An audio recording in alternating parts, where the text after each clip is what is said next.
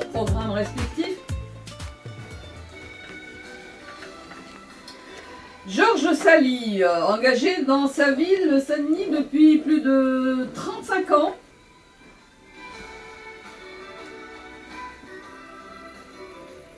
Déçu du Parti Socialiste, mais pas de la politique. Alors justement, ce mordu de la politique ne baisse pas les bras.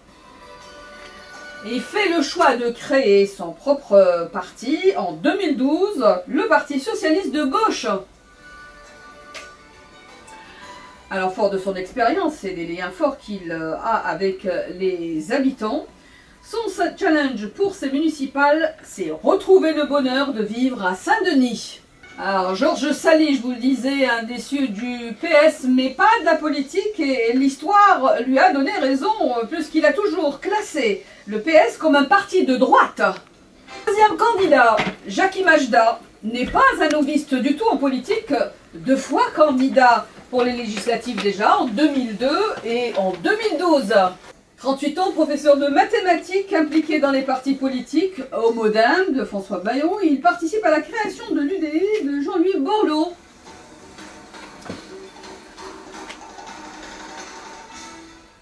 Il crée encore une fois la surprise, ce centriste du 3e arrondissement de Paris rejoint la liste de Charles Becbédé, Paris libéré. Libérons Paris, c'est leur slogan de campagne.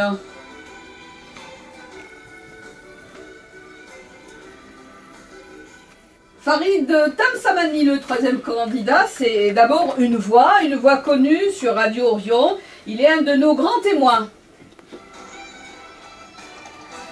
Avec sa casquette associative Bonlieu Plus qu'il a fondée et qu'il préside, il se veut une force de proposition et décide de se battre pour concrétiser ses idées avec les couleurs de l'UDI de Jean-Louis Borloo à Sevran.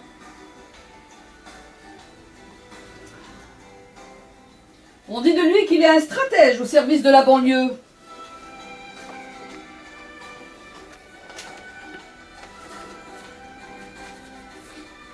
Alors Farid Tamsamani est un jeune de 35 ans consultant en intelligence économique, veut agir pour Sevran. Comment le fera-t-il? Nous lui poserons la question.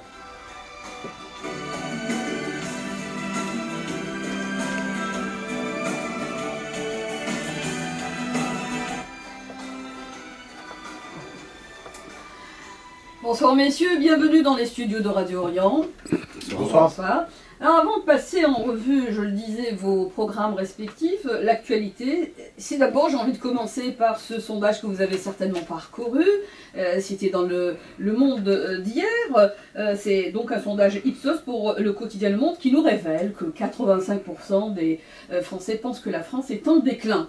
J'ai envie de vous dire, justement, le pessimisme a-t-il sa raison d'être ou alors c'est une seconde nature, pour ne pas dire, est-ce que c'est dans l'ADN des Français? Alors, qui veut ouvrir le bal? Jean Sali, allez-y. Allez, on y va. Ah non, je suis effectivement pas surpris.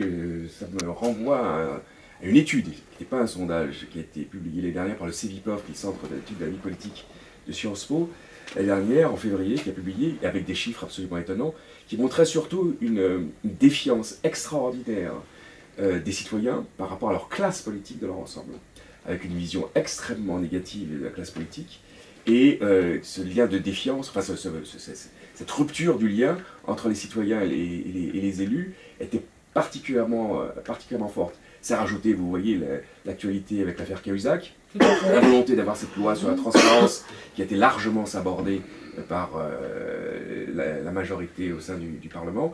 Donc on n'a pas trop progressé sur ces questions-là, donc ça ne me surprend pas ce sondage. Sans surprise pour vous également, Farid Tamsamani, justement, ce pessimisme chez les Français? Bon, c'est aussi une seconde nature chez nous, ce pessimisme ambiant. Connu comme un râleur, le Français. Voilà, après, c'est aussi ce qui fait sa qualité.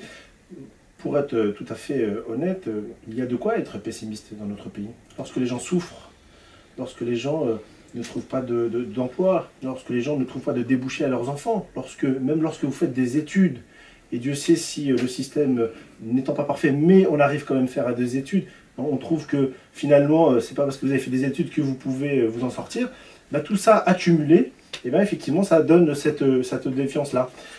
Je ne vais pas revenir vers vous sur les chiffres du chômage qui sont Hallucinant, qui est absolument. pire que la France ait Avec connu. 5 millions de chômeurs aujourd'hui. Voilà. En tout cas, les chiffres officiels, plus ceux qui sont, pas forcément, parce qu'il y a toujours une difficulté dans le décompte des chiffres malheureusement du chômage, mais lorsque vous accumulez toutes ces difficultés-là, eh ben, vous avez effectivement ce pessimisme ambiant. Et malheureusement, effectivement, je rejoins complètement ce qu'a dit mon collègue M. Sali, à savoir que, en plus de ça, la classe politique n'ayant pas depuis toutes ces années essayé de relever le niveau, eh ben, vous avez des Français qui sont pessimistes vis-à-vis de la situation économique du pays, mais également très réfractaires aux partis traditionnels. Alors on va revenir justement sur cette défiance vis-à-vis des partis politiques et vis-à-vis d'autrui également. Jackie Majda, vous rejoignez les deux autres invités? En tout cas, la classe politique en France est complètement discréditée. Ouais.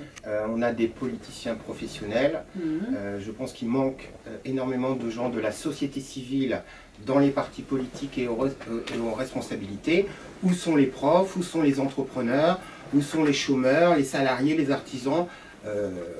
En tant que conseiller dans les mairies, ça n'existe pas. Quand vous êtes dans un parti politique, c'est toujours les copains d'eux, les fils d'eux qui accèdent aux responsabilités.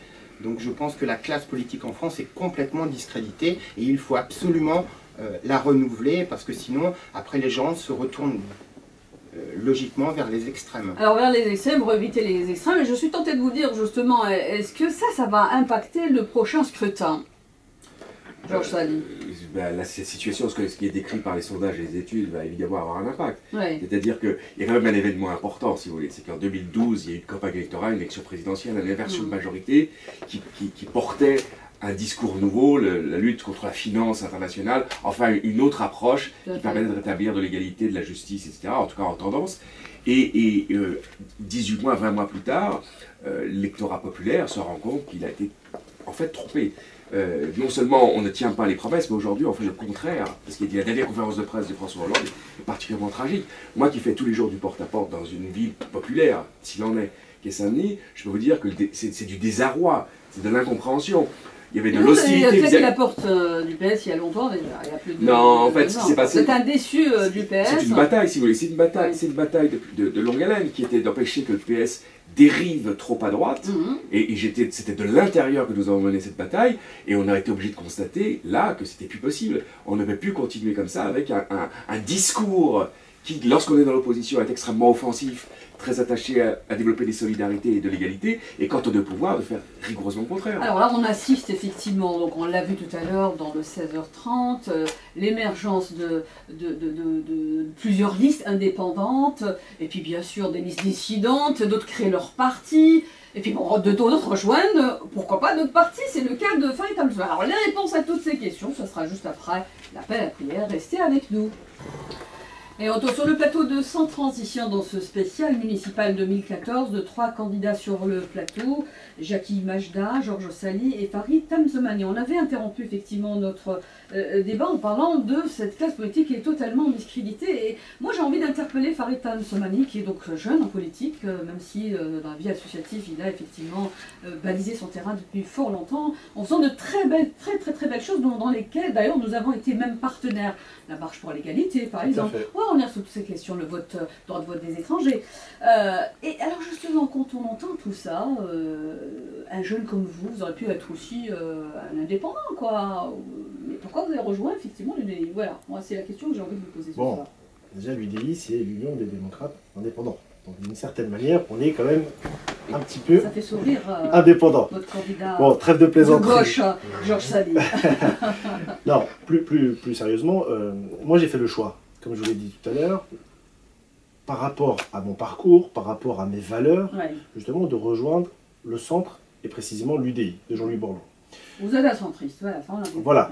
Vous avez tout à l'heure évoqué la défiance et notamment la multiplication de listes indépendantes, parfois, ou de dissidences. Bah, moi je vais vous dire mon sentiment, moi je m'en réjouis.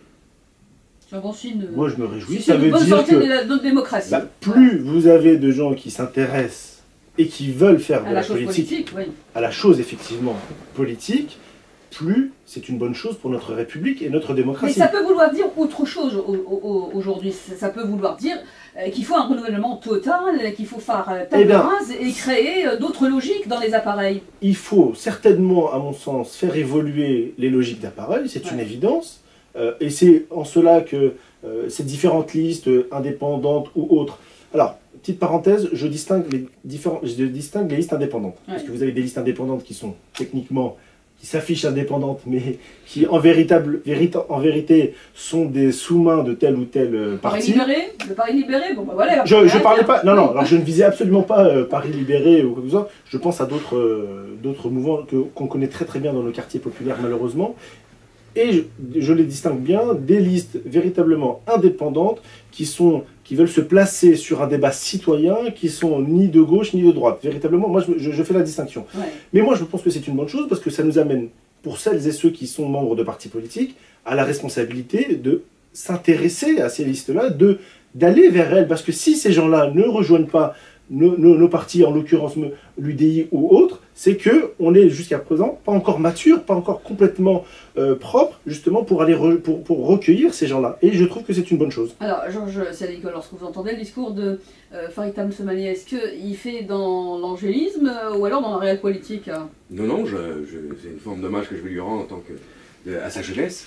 Et bon, cette aspiration, voilà, et cette aspiration à croire dans les choses, mais bon, l'inconvénient d'être plus ancien, vous l'avez dit, 31 ans de militantisme au Parti Socialiste et beaucoup d'expérience en matière politique, me fait dire, et d'homme de gauche, me fait dire que malheureusement le système politique français est vraiment sclérosé très très profondément d'un point de vue général, et je ne crois pas à la capacité des appareils politiques à s'auto-réformer. Juste une illustration, parce que je le connais bien, c'est le cas du Parti Socialiste, qui est un grand parti politique. Je peux vous dire que son évolution est profondément négative.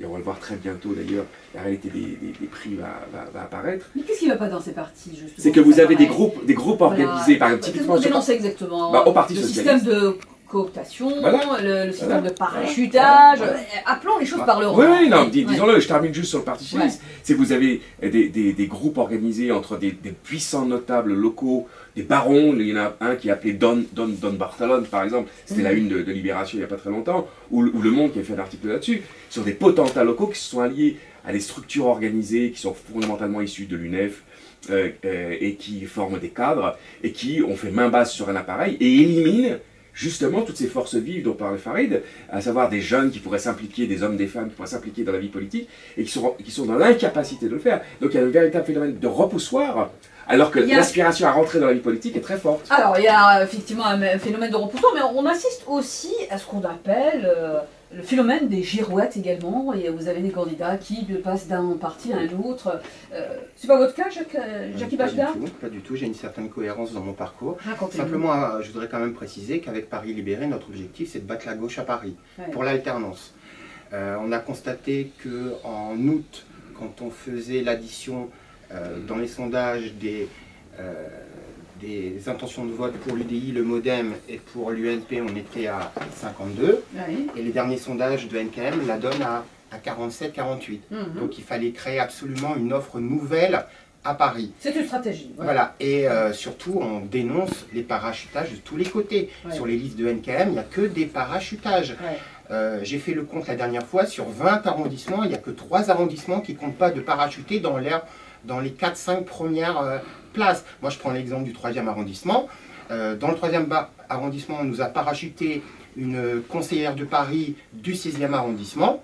Il faut savoir que dans le 16e arrondissement, cette personne a été absente 71% du temps sur les 4 dernières années, 100% du temps en 2013. On l'a vu tout à l'heure aussi avec Athanas qui a été parachuté dans le 20e. Voilà, c'est un véritable scandale. On a préféré mettre des copains d'eux, des fils d'eux, au lieu de mettre des gens ancrés dans leur arrondissement, parce que nous sommes sur des enjeux locaux, avec des sujets qui préoccupent.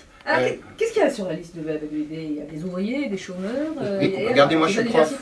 Moi je suis prof, il y a des entrepreneurs, il y a des salariés, il y a des gens qui se sont regroupés pour essayer de mettre plus de société civile Ouais, la société, à la mairie de Paris. Ouais, la classe ouvrière est représentée également. Oui. Vous savez, il faut 517 candidats. Sur les 517 candidats, il y aura toutes les classes socio-professionnelles représentées. Alors, mais du coup, Jackie, expliquez-nous. Je n'ai pas très bien compris. Vous avez été 2 fois candidat aux législatives 2002-2012.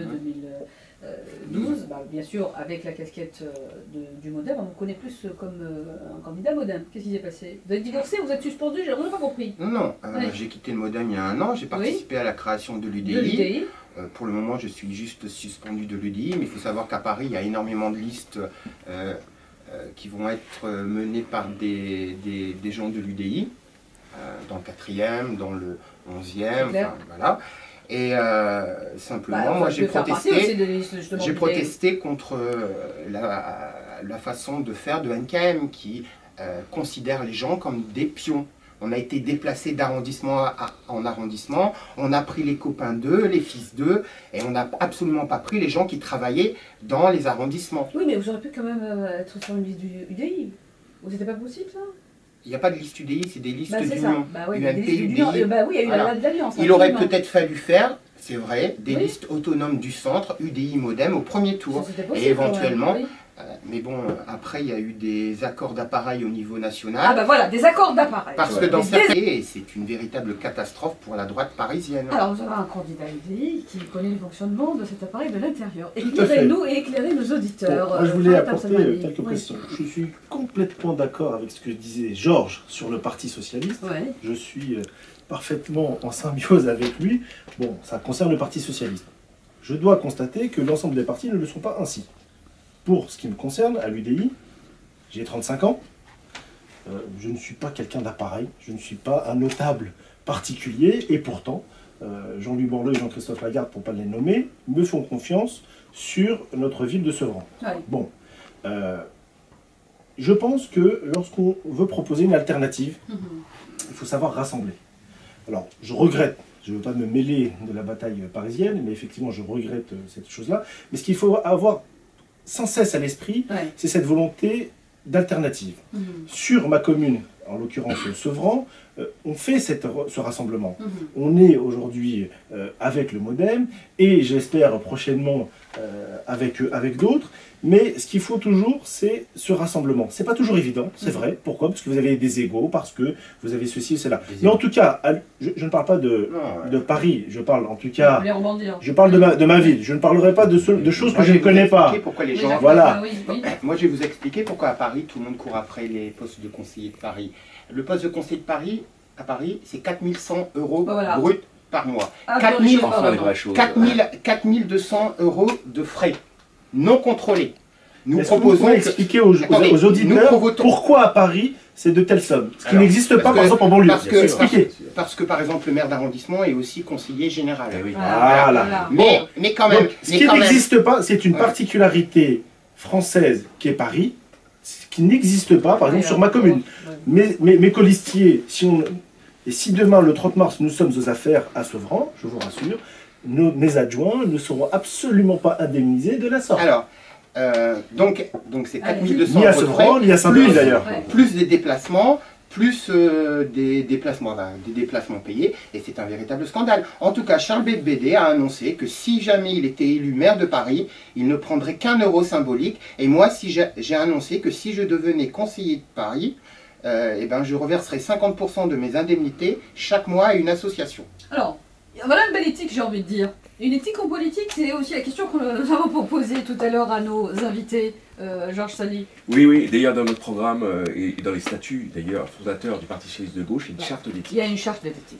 Nous avons beaucoup travaillé, simplement en simple reflet de ce que fait le Parti Socialiste, donc en faisant l'inverse, conclusion, et en particulier sur la question de la transparence et de la clarté et de l'engagement politique. Il faut être clair. Lorsqu'on assume des responsabilités au titre de l'action publique et d'un mandat, il est normal qu'on soit dûment indemnisé des frais que l'on engage. Ça, c'est la loi, d'ailleurs, qui le prévoit.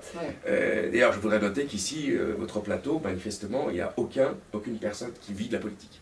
Nous avons tous un métier. C'est quand même...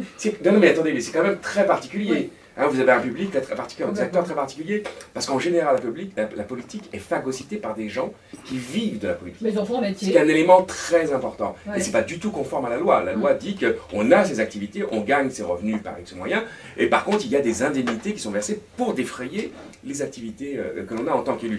Et ça, c'est très important. Et donc, nous, ce qu'on a fait dans notre proposition, c'est qu'on a dit que si nous étions en charge, par exemple, à l'île de Saint-Denis, nous publierions tous les mois l'ensemble des ressources, des revenus qui sont versés au titre de l'action de mandat, de tous les élus, c'est-à-dire de chaque élu, l'ensemble, soit les indemnités, d'éventuels défraiements complémentaires, moyens qui sont mis à disposition, pour que tous les citoyens sachent, avec l'objectif de réduire au maximum, bien évidemment. Oui, vous voulez rebondir, oui. Oui, tout à fait. Ce que dit Georges là, c'est quelque chose d'assez important, parce que ça pose l'interrogation, ou plutôt la problématique du statut de l'élu. C'est clair. Chose que c'est vrai que jusqu'à présent, la République n'a pas... C'est une véritable interrogation et sur laquelle il faut qu'à un moment donné, les élus, le peuple français puissent véritablement s'exprimer. Parce qu'on fait très souvent la caricature, lorsque vous êtes élu, vous avez cette indemnité, etc. Vous avez raison. Mais quel est le temps passé lorsque vous êtes élu au service de la population? Quel est le temps que vous accordez justement aux difficultés d'une commune, par exemple? Et moi, je ne veux pas qu'on jette l'ensemble des élus dans le même panier. Moi, je ne veux pas que lorsqu'on le jette, les petits maires de ruraux, les adjoints au maire des communes de banlieue, etc., qui se peinent, qui prennent du temps sur leur vie professionnelle, sur leur vie familiale, etc., pour justement essayer de rendre service. Et là, je vais vous dire, il n'y a pas ni de gauche ni de droite, il y a vraiment des gens qui ont des aspirations, qui pensent avoir... Vous avez parlé tout à l'heure d'éthique. Moi, ça me fait énormément plaisir. Moi, je fais de la politique avec de l'éthique. Je vous le dis, je fais de la politique avec une éthique. J'ai une éthique personnelle qui correspond, il se trouve avec des valeurs du centre et de l'UDI, et j'espère, et j'aimerais vraiment beaucoup que l'ensemble des politiques, justement, puissent le faire de la même manière. Alors on va avancer bien sûr dans le débat, puisque l'actualité c'est aussi la loi sur le non-cumul des mandats, mais ça nous permettra effectivement de rebondir sur le renouvellement de la classe politique. Est-ce que c'est, pour vous, à vos yeux, c'est une révolution démocratique? Jacques Imajda. C'est une chose qui aurait dû être faite depuis pas mal de temps, le non-cumul. Deux choses, le non-cumul des fonctions, parce qu'être député, c'est un boulot à temps plein. Je ne vois pas comment on peut être député et maire à la fois. Mais aussi, quelque chose qui n'a pas été fait, il faudrait aussi limiter le cumul des mandats dans le temps. Par exemple, dans le 3e arrondissement, le maire socialiste actuel est élu depuis 1980. Limiter le nombre de mandats, en fait, c'est ça. Voilà, est élu depuis 1995 et il va se représenter pour un 4e mandat en 2014 à l'âge de 72 ans. Et ben, je peux vous dire que la place est bonne. C'est un balage, ça, non? Oui. Georges On cumule l'expérience. Ça vous rajeunit, du coup. Oui, absolument, ça me permet de me mettre au niveau de 25 ans, c'est une honte absolue. Non, mais cela dit, sur le cumul des mandats, vous avez raison, c'est une loi importante.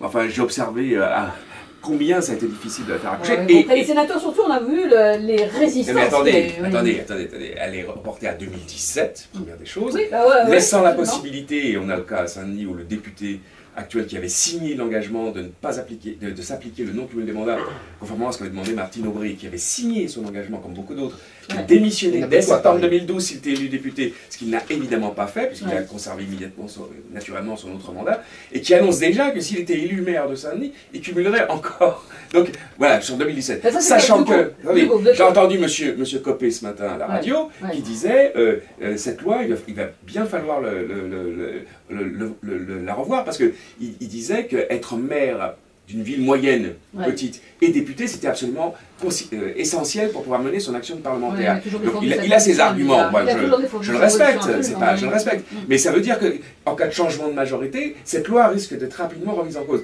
Donc le non-cumul des mandats, nous n'y sommes pas.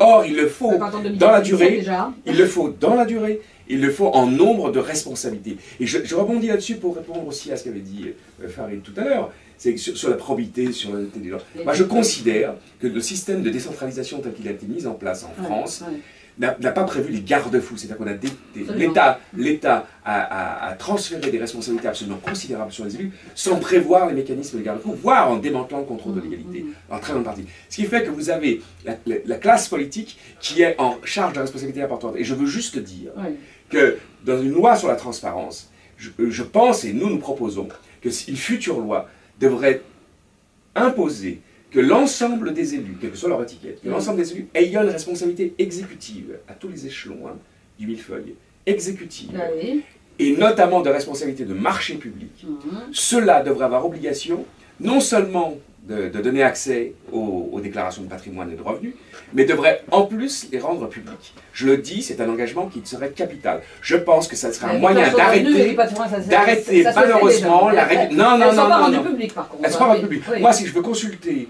dans mon département les patrimoines de mes députés, d'abord déjà concrètement, techniquement, c'est très compliqué, mais en plus, je ne pourrais pas le communiquer.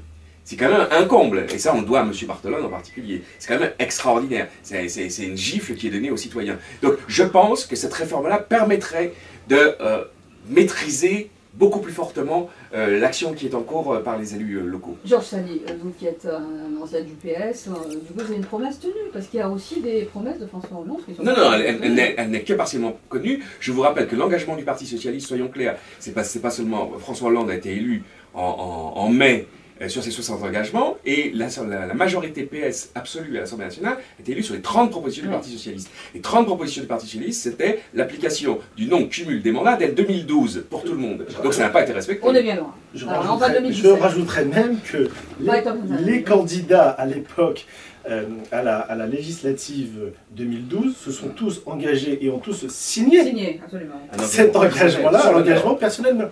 Or, on s'aperçoit que personne l'a fait. Il y en a quelques-uns. Il y en a très peu qui ont eu le courage de le faire, mais encore une fois, c'est une belle escroquerie socialiste. Alors, l'autre escroquerie, je suis tenté de vous dire, c'est aussi cette promesse non tenue sur le droit de vote des étrangers. Complètement. Alors, complètement, cette... Ah bah bien sûr, je veux bien le nouveau parti socialiste de gauche, voilà, alors... Non mais, un petit peu spontanément, là aussi c'est l'ancienneté, mais ça a été tous nos combats. Moi, dès les début des années 80, on a été dans ces batailles, on s'est battu énormément pour ce droit de vote pour les étrangers non communautaires. C'est quand même le strict minimum qu'on puisse accorder dans ce pays pour rétablir les mécanismes de l'égalité dans des fondamentaux. Et donc là, on a quand même, excusez-moi, la majorité à l'Assemblée nationale, la majorité au Sénat. Je rappelle, en 97, Jospin avait dit « oui, mais on n'a pas la majorité au Sénat, ça ne passera pas ». Mais cette fois-ci, on les a, les deux. Donc cette loi pour être votée. Et ce que je reproche à François Hollande, c'est de ne pas avoir le courage d'être rentré dans une bataille politique par référendum. Parce que je voudrais juste préciser que les réformes de la Constitution, l'ordre normal, c'est le référendum. Et très accessoirement, le Congrès. Donc une bataille politique, il faut la mener. Il faut la mener, Jackie. Je reviens sur le sujet précédent, là. Une proposition pour essayer de rendre les choses plus claires, c'est par exemple, je ne vois pas au nom de quoi, les élus et les députés ne pointent pas à l'Assemblée nationale comme les ouvriers à l'usine. Parce que, regardez, vous allez dire que je parle toujours d'elle, mais Marie-Laure Harel, la candidate UMP du 3e arrondissement, 71% absente c'est pas la seule, hein, dans le conseil arrondissement du 16e arrondissement depuis 4 ans. Moi, je lui réclame qu'elle rembourse ses 139 000 € d'indemnité perçue, alors qu'elle n'a pas fait son boulot. Ah, vous demandez carrément pointage et un quota d'heure, hein. Sinon... complètement, sinon, mais attendez, un ouvrier qui a 71% d'absence à son travail, il est tout de suite viré. Un élève qui a 71% d'absentéisme à l'école... Mais les contribuables ont le droit d'avoir cette exigence, Farid Tamsonani. Il n'a même pas le droit de redoubler. Voilà, il n'a pas le droit de redoubler. Je vais me faire l'avocat du diable. Et elle le redouble. Le travail des parlementaires, il n'est pas uniquement d'être visible à son siège devant les télévisions. Il y a tout un travail en commission. Dieu sait si je sais ce que c'est, j'ai travaillé pour des élus en l'occurrence, il y a tout un travail en commission, il y a tout un travail également, pardonnez-moi l'expression, d'influence pour leur commune, pour leur territoire. Voilà. Après, je ne dis pas qu'il n'y a pas certains parlementaires qui en abusent, je suis complètement d'accord. Moi, je voulais juste revenir... Vous êtes d'accord avec le pointage? Le pointage, carrément. Non. Le pointage. Comme les ouvriers, là. Moi, je suis pour la liberté. Vous savez, lorsque un député... Pour moi, un député, c'est pas celui qui va se montrer toutes les séances mardi et mercredi à l'Assemblée nationale. Non, mais c'est significatif ce que vient de dire Jackie Bardia, ça veut dire que nous avons des députés qui sont irresponsables. Des députés et des conseillers de Paris. Voilà, irresponsables. Enfin, c'est ce qu'il n'a pas dit. Je laisse le soin... Les soumettre à ce n'est pas mes propos, ce ne sont pas mes propos. Non, mais peut-être pas irresponsable. Mais je ne vois pas... Vous savez, un système de pointage. 71% d'absence sur les 4 dernières années. Et il n'y a pas qu'elle, hein. À Paris, c'est toujours le même problème. 4 100 € brut par mois pour être conseiller de Paris, plus 4 200 € de frais qui ne sont pas contrôlés par les Parisiens, plus des déplacements gratuits en bus et en train. Attendez, vous voyez pas la manne? Pourquoi des candidats courent après les places? Monsieur Lelouch, dans le 8e, pourquoi il veut absolument être élu?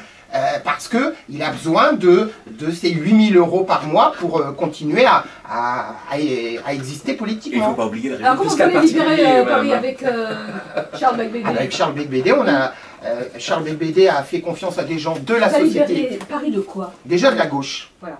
Parce qu'à Paris, la dette a augmenté, a été multipliée par 3 depuis l'arrivée de Delanoë. Les impôts ont été augmentés de 40%. On donne des subventions à des associations, on ne les contrôle même pas.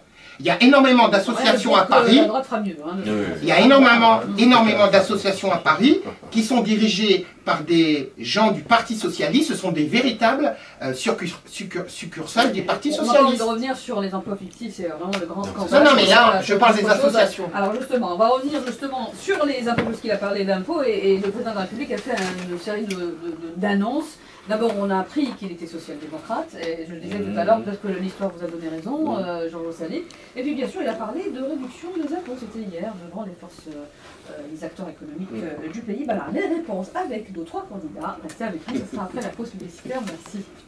C'est bien chaud sur le plateau de Sans Transition ce soir, et pendant la pause publicitaire, les langues se délient. Alors, Jacques Vajda, on l'a vu en train d'attaquer Faritas Mourad, quand on est dans un appareil, on est muselé. C'est possible dans une démocratie comme la France? De toute façon, oui, quand on est dans un appareil politique, on est obligé d'être muselé parce qu'il faut respecter, parce que sinon, si vous déviez de la ligne, tout de suite, vous n'avez pas l'investiture pour les prochaines élections. Donc c'est terrible. Il faut de temps en temps, c'est malheureux de le dire, mais il faut faire le petit toutou derrière quelqu'un. Le petit toutou, ça veut dire quoi? Il faut dire amen à tout. Amen à tout, voilà. Et donc à un moment donné, ça pèse. Et c'est pour ça que vous avez voulu voler de vos propositions. C'est pour ça que j'ai voulu libérer. Alors voilà, Jacques Vajda libéré de l'UDI, du MoDem et de l'UDI. Alors vous subissez tout ça, vous êtes muselé, Farid Tam Samlani. En tout cas, me concernant, je m'inscris en faux avec ces propos-là, pour une raison très simple, c'est que personne ne m'a demandé de m'exprimer dans un sens ou dans un autre. Vous êtes 5 peut-être. Ah, partie des fondateurs de l'UDI quand même. C'est-à-dire que depuis... Je voudrais juste rappeler à mon collègue que la France, ça n'est pas que Paris. Ouais. Que la France, c'est aussi des territoires de banlieue, des territoires ruraux, et que ça n'est pas uniquement Paris. Alors, je ne rentrerai pas dans le débat parisien, puisqu'apparemment il est assez non, mais lui, il est beaucoup plus général, moi, je vais donner un complet. Vous a traité de toutou, hein, tout simplement. Je vais vous donner un exemple. Je vais vous donner un seul exemple sur le fait qu'il n'y a pas de consigne particulière, par exemple, de parti, quoi que ce soit. Mon parti, on a parlé tout à l'heure du droit de vote des étrangers. Oui. À ma connaissance, le parti de l'UDI n'est pas globalement favorable à ce droit de vote. Et pourtant, je le suis personnellement. C'est ce que vous allez défendre. C'est ce que j'ai toujours défendu. Ouais. Pourquoi? Parce que j'estime qu'il y a une notion de dignité humaine pour ces personnes-là. Et personne ne me dit, surtout, Farid, il ne faut pas en parler, surtout, il faut que tu aies la table de la ligne. Donc c'est pour ça. Vous allez vous faire bouger les lignes facilement dans un parti, même comme celui de l'UDI? Je vous mentirais si je vous dirais que ça serait facile. Mais il faut avoir sa liberté. Je vous ai parlé tout à l'heure de mon éthique. Moi, j'ai cette ambition-là, de faire bouger les choses. Ça va être votre valeur ajoutée au sein de complètement. Voilà. Juste sur le droit de vote des étrangers. Tout à l'heure, Georges a dit quelque chose d'intéressant, c'est qu'il a parlé de promesses. Je rappelle juste à nos auditeurs que le président de la République, lors du débat télévisé du 2 mai 2012 face à son candidat Nicolas Sarkozy, avait dit que s'il n'avait pas les 3/5 du Parlement pour faire adopter cette réforme constitutionnelle, il userait du référendum. Or, on s'aperçoit que le référendum n'est toujours pas d'actualité. Pire, on s'aperçoit qu'il a non seulement pas respecté sa parole du référendum, mais en plus qu'il l'avait dans une interview à France 2, il me semble que justement ce droit de vote pour les étrangers devait être considéré pour les élections municipales de 2014. Encore une fois, le Parti Socialiste nous fait encore une belle escroquerie. Alors vous voulez rebondir après, on passe à autre chose, bien sûr, Jacques Vajda, on va pas... le droit de vote des étrangers, moi je pense que pour pouvoir voter, il faut être français. Voilà. Donc je ne suis pas favorable au droit de vote des étrangers pour les élections. La position, bien sûr, de l'UMP, de la droite, voilà, il n'y a rien de surprenant. C'est juste dire à mon collègue, à l'heure où nous parlons, la République française autorise des non-français à voter et même à être candidats sur des élections locales. locales. Voilà, je vous le dis. C'est juste une petite précision pour vos auditeurs. On va revenir au local, parce que bon, on a tendance à dire que ces élections vont être un test national, alors que bon, quand même, les préoccupations des habitants, c'est beaucoup plus les problèmes locaux. Alors, nous sommes d'accord. Donc, je le disais tout à l'heure, justement, le président de la République a annoncé la réduction des impôts. Les Français n'ont jamais payé autant d'impôts. Ça sera en 2015. Justement, j'ai envie de dire aussi que la fiscalité locale, ça va être un des thèmes majeurs, un thème de campagne. Georges Sali. Alors, qu'est-ce que vous nous proposez, justement, dans votre vaste programme? Juste d'abord pour dire que c'est bien les promesses, mais comme on a une promesse à peu près une fois par jour qui est infirmée le lendemain, réaffirmée le surlendemain et réaffirmée le surlendemain, c'est un mode de gouvernement que l'on a depuis quelques mois, c'est qu'on raconte tout et n'importe quoi. Donc l'humeur d'hier, c'était de dire on va baisser les impôts en 2015 sur les ménages, bon ça durera ce que ça durera, je crois que plus personne n'y croit. C'est électoraliste pour vous, c'est ça? Oui, bien sûr, c'est un phénomène d'annonce, c'est vraiment n'importe quoi, comme sur le reste, bien évidemment. La deuxième chose, c'est que par contre, les mesures qui sont prises dans les dispositions fiscales annuelles, c'est qu'il y a diminution des dotations de l'État aux collectivités territoriales, dans des proportions très importantes, à hauteur de 4 milliards sur 2 ans, et qui vont avoir des conséquences considérables sur des villes, y compris des villes comme les nôtres. C'est-à-dire qui ont besoin de solidarité, vu la nature des territoires, vu le niveau de difficultés que rencontre la population. Et que donc, effectivement, si les communes veulent maintenir un certain niveau de services publics, voire développer un certain nombre de choses, elles vont devoir augmenter la fiscalité. Et c'est donc, il y a un véritable transfert qui est en train de se faire par décision du pouvoir national et de la gauche aujourd'hui, enfin du Parti socialiste aujourd'hui, que je ne qualifie plus de gauche, il y a un véritable transfert sur les ménages par l'imposition locale de charges qui étaient prises par la solidarité nationale. Et donc on a quand même un énorme problème. Et donc nous là-dessus... Justement, des dépenses en réduisant justement les territoires qui passent de 22 à 15, c'est une bonne chose, c'est pas une mauvaise chose ça? La réforme du millefeuille administratif est une nécessité en France. Voilà. Moi je pense qu'il ne faut pas réagir de cette façon-là. À un moment donné, le gros problème c'est la compétence générale qui est donnée à tous les niveaux d'administration du pays. Il faut revenir là-dessus. Je vous assure que moi qui pratique depuis des années sur différents projets, et c'est simple, vous prenez un projet, il est financé par l'État, le département, la région, la caisse d'allocation familiale, la commune, le PCI, les différents partenaires, l'Europe, etc. Vous avez plein de logos et vous avez à chaque fois, ça veut dire très concrètement que vous avez des gens qui travaillent à chaque niveau sur le même sujet. Donc ça devient complètement loufoque, c'est hors de prix et c'est surtout pas plus efficace, c'est surtout pas plus efficace pour les gens. Concrètement, qu'est-ce que vous proposez par rapport à ça? Par rapport à ça, il faut supprimer au moins un échelon institutionnel, par exemple le département, on va dire par exemple le département. On peut regrouper effectivement quelques régions, on peut aménager pour quelques régions, et il faut surtout déterminer les compétences pour chaque niveau. C'est-à-dire que tout le monde ne fait pas tout. La compétence générale, il faut la conserver pour les communes, exclusivement pour les communes. Les autres doivent avoir des compétences spécifiques sans se chevaucher les unes par rapport aux autres. Et dernière chose, il est important que l'État continue à jouer son rôle. Je refuse qu'on démantèle l'État dans ce pays. L'État doit continuer à jouer son rôle, notamment de cohésion nationale et de solidarité et de redistribution entre les territoires. Moins d'État, mais pas trop d'État, c'est ce que dit Georges Sali en un mot. Alors au niveau des impôts, aujourd'hui, donc Hollande a annoncé ses fameuses baisses, de toute façon personne n'y croit, parce que moi, président de la transparence, donc plus personne ne croit à ses promesses. Aujourd'hui, Bercy a annoncé qu'il y aurait une baisse si il y a croissance. Moi, je me pose la question, mais si on... Il y a ceci, effectivement. Voilà. Est-ce qu'on va respecter nos engagements européens de 3% de déficit public concernant les impôts à Paris... Donc vous êtes très dubitatif par rapport justement à la baisse des impôts en 2015. Et puis à Paris, on a quand même les spécialistes des hausses d'impôts. Les hausses d'impôts à Paris ont été les hausses d'impôts représentent 40% à Paris. Le nombre de fonctionnaires à Paris a augmenté de 12 000 sous Delanoë. En tout cas, nous, avec Paris Libéré, Charles Belbédé propose une baisse de 10% en 6 ans du taux des taxes foncières et d'habitation. Voilà qui est dit. Alors pour Sevran, dites-nous tout, Farid Tamsemali. Avant de vous parler de Sevran, François Hollande est un peu mal placé pour parler de baisse d'impôts. Ça me fait penser au Ponty Pyromane. C'est-à-dire que depuis qu'il est arrivé, on n'a eu que des augmentations d'impôts, et là il nous dit non mais vous savez, parce que bon, je pense qu'il doit sentir, on va dire, les élections approcher, dire non mais vous inquiétez pas, à partir de 2015 nous allons baisser les impôts. C'est un peu trop facile.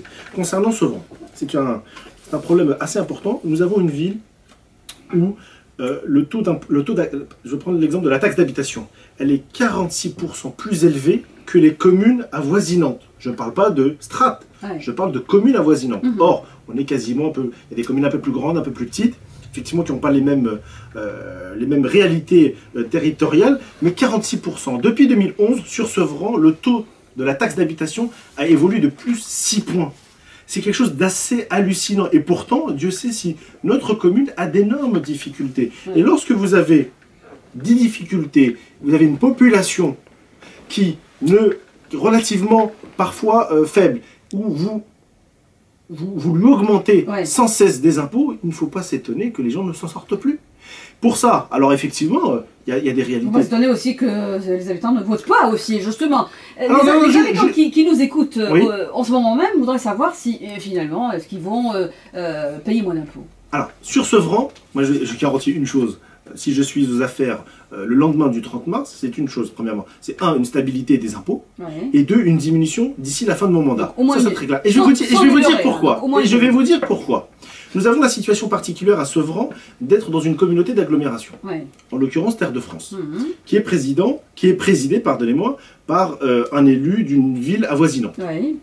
Aujourd'hui, la ville de Sevran ne bénéficie quasiment pas des effets de cette communauté d'agglo. Pourquoi? Pourquoi? Parce qu'il y a une lutte d'ego entre deux personnes.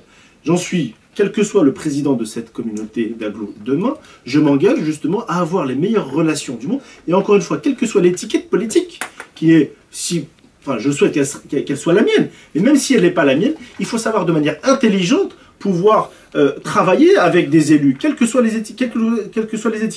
Et pour ça, ça pourra faire bénéficier aux Sevranaises et aux Sevranais, justement, d'un certain nombre d'infrastructures qui permettront derrière, justement, de pouvoir mieux gérer la commune, à mon sens, et ainsi, au moins stabiliser les impôts pour ensuite amorcer une baisse d'ici la fin du mandat. Il ne faut pas oublier que Farettaz Mouzali, il est consultant intelligence économique. En même temps, quand on voit votre beau slogan de campagne, le bonheur de vivre à Saint-Denis. Alors, c'est quoi le bonheur ? Alors très rapidement, on va vous demander bien sûr un projet phare pour chacun des trois. Allez-y. Déjà, on a travaillé, nous, pendant 9 mois, c'est un véritable accouchement de 150 propositions pour les Dionysiens, qui couvrent l'ensemble des domaines de gestion locale, de responsabilité locale, qui portent sur les questions de l'école, de l'enfance, de la petite enfance, les personnes âgées, le cadre de vie, les transports, la santé, le logement, enfin, tout avec des partenariats bien sûr, mais en même temps, une volonté de couvrir l'ensemble des attentes de la population sur des sujets forts. Et les préoccupations principales, en 2 mots, c'est la sécurité et la propreté sur le territoire de Saint-Denis, c'est archi évident, ça c'est l'urgence, mais le fond, c'est travailler sur les questions de logement, les questions de santé, les questions d'emploi et les questions autour de l'école. Alors, nous, c'est des actions justement, parmi les priorités, il nous dit qu'il faut ramener l'emploi, et aussi parmi les priorités, c'est faire reculer la criminalité à Sevran, c'est bien ça? Complètement. On ne va pas nier qu'il y a une grande difficulté dans notre commune en matière de tranquillité publique, puisqu'il y a une insécurité grandissante, ça, il ne vous l'aura pas échappé malheureusement, qu'elle soit réelle ou ressentie, puisqu'il faut aussi distinguer les choses, malheureusement. C'est-à-dire quoi? Plus de vidéosurveillance ou plus de... Il est évident qu'une fois... Nous avons à Sevran la particularité de ne pas avoir de police municipale, par exemple. Je pense qu'une des priorités, justement... Il en faut une, voilà. Il en faut une, effectivement accompagnée d'un programme de vidéosurveillance, mais de manière très intelligente et en collaboration avec les élus.